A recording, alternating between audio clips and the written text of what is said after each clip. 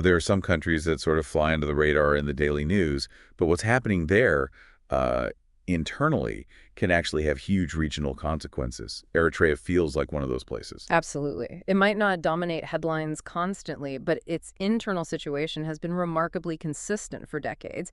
And it definitely casts a shadow over the Horn of Africa. Especially now with all the talk about potential instability in the region, getting a proper understanding of Eritrea's long-term dynamics seems, well, pretty crucial. It really is.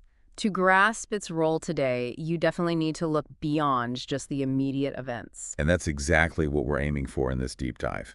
We're looking into Eritrea using some really insightful analysis that covers a lot of ground. That's right. We've got perspectives from Paul B. Hens, who was a U.S. security analyst with a deep background in the region. Right, and we're pairing that with the more recent on-the-ground findings from the UN Special Rapporteur focused on human rights there. Exactly. Think of them as, two different but complementary lenses. Haynes gives us that long historical view, the context. Well, the UN reports bring us right up to the present, showing the lived reality for Eritreans. Precisely.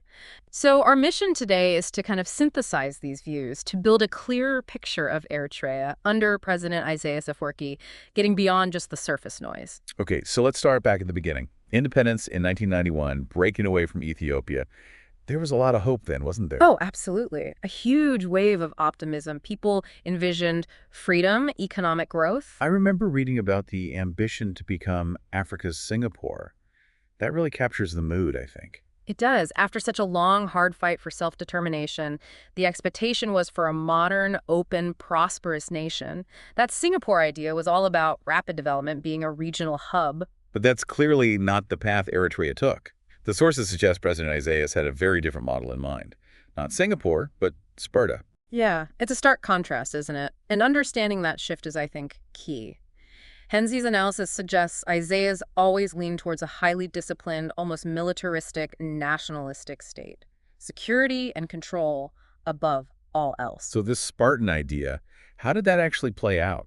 Well, it meant rejecting the democratic constitution that had been drafted. That constitution would have put checks on his power. Right. So instead, he consolidated power, building an autocratic system. Exactly. You see it in the priorities. Military strength, enforced national unity, suppressing anything that didn't fit the state narrative. It wasn't about individual prosperity like Singapore. It was about collective state-directed purpose, like Sparta. Which leads us to this idea of Eritrea becoming a garrison state. What does that mean in practical terms for the people living there? It essentially means the entire country, its institutions, resources, even its people, are mobilized primarily for the leader's geopolitical goals and security aims. So personal dreams, individual aspirations, they just take a back seat. Completely. They become secondary or even irrelevant compared to the state's perceived needs. There's just very little space for individual ambition or freedom. And what about dissent? How does President Isaias handle anyone who questions this direction, even allies?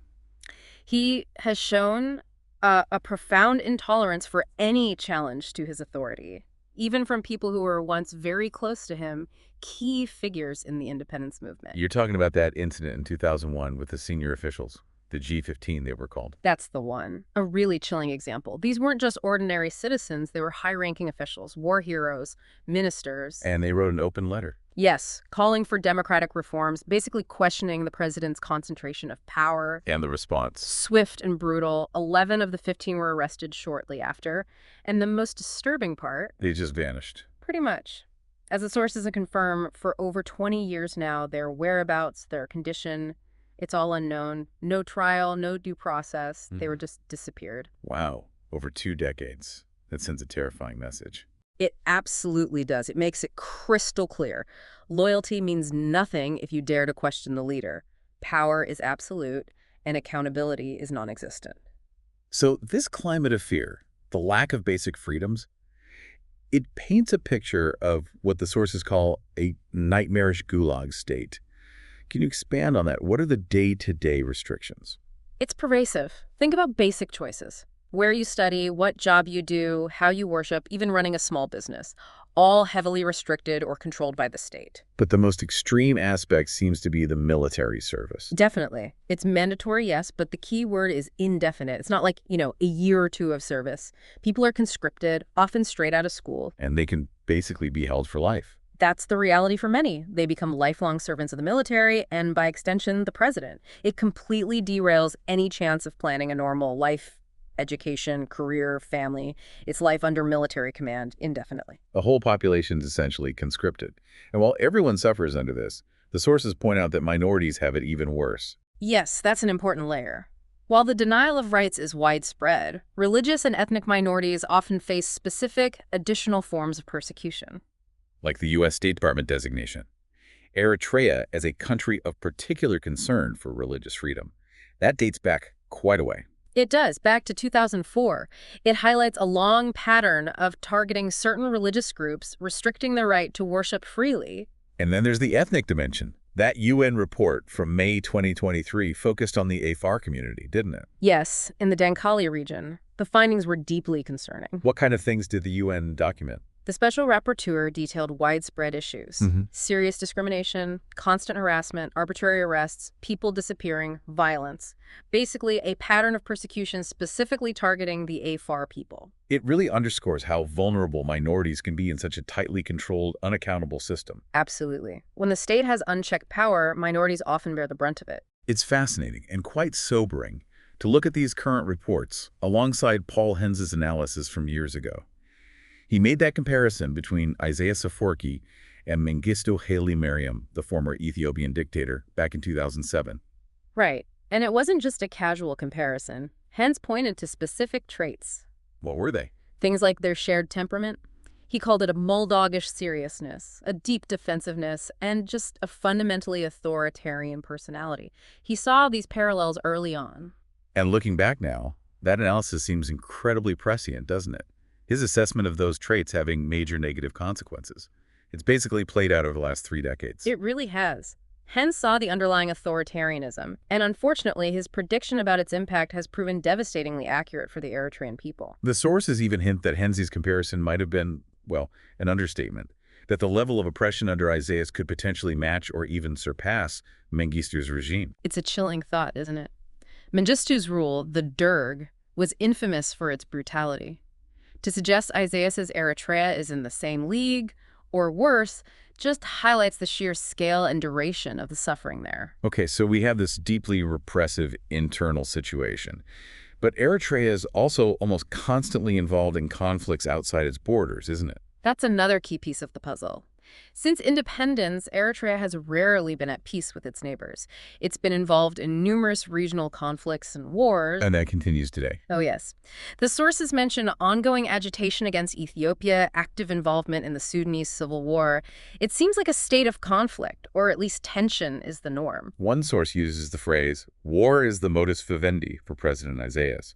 War is the way of life, the way of operating. That phrase captures it well. It suggests that maintaining an external focus, a sense of threat or conflict, might actually serve the internal purpose of consolidating control. How so? Does it create a kind of cycle? It could. A perpetual sense of external threat, real or manufactured, can justify extreme internal measures. It rallies people around the flag, silences dissent in the name of national security, and validates things like indefinite conscription. So the internal repression and the external conflicts might actually reinforce each other.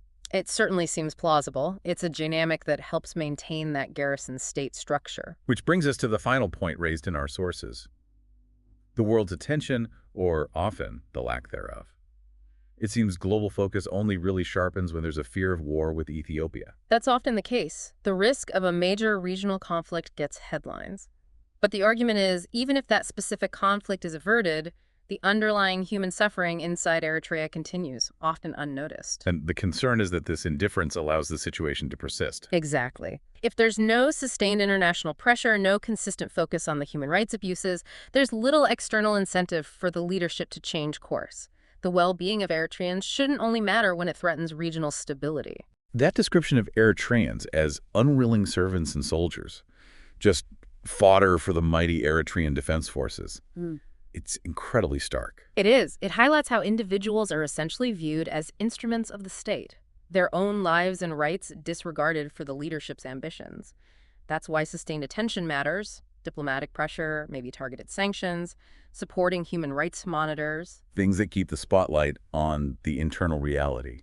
Precisely. Things that signal that the world hasn't forgotten the Eritrean people, even if the country isn't always in the news.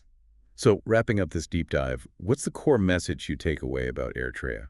For me, it's the tragic trajectory. From that initial burst of hope for a free, democratic, prosperous nation, it's become this deeply repressive state under Isaias Afwerki's decades-long rule. The indefinite conscription, the silencing of all dissent, the persecution of minorities, these aren't side issues. They define the regime.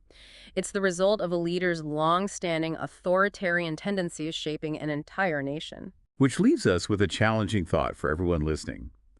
When you consider this deep-seated internal reality in Eritrea, this history of authoritarian control, and its consistent involvement in regional conflicts, what are the genuine long-term prospects for stability and human rights, not just in Eritrea, but across the Horn of Africa?